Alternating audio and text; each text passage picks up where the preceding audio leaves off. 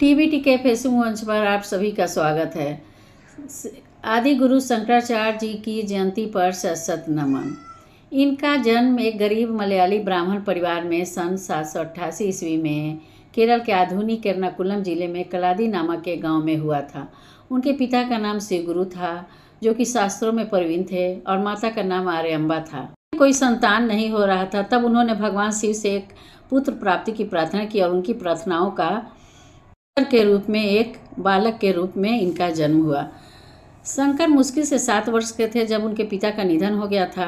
उनकी माताजी की उनकी ऊंची शिक्षा का पूरा ध्यान रखा, जैसी कि एक तरुण ब्राह्मण से अपेक्षा की जाती थी।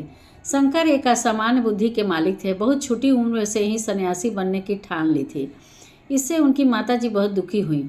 न चाहते हुए भी इनकी माताजी को आज्ञा देनी पड़ी। अब शंकर अपने संन्यास का आरंभ करने के लिए तैयार थे। उन्होंने अपनी माँ की जिम्मेदारी रिश्तेदारों को यह आश्वासन देते हुए सौंप दी कि वो अपनी मृत्यु शैया पर उनकी देखभाल अवश्य करेंगे और उनके अंतिम संस्कार में भी अपने हाथों से करेंगे। फिर वह एक गुरु की तलाश में निकल पड़े।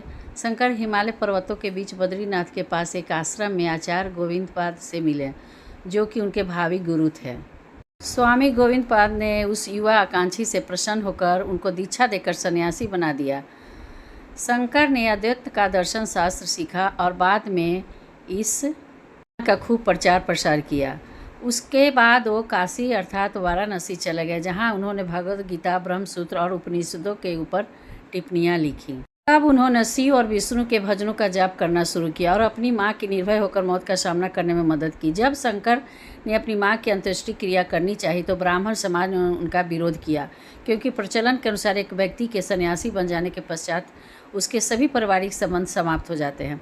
किसी की परवाह न करते हुए शंकर ने माँ की अंतिम क्रिया अपने आप करने की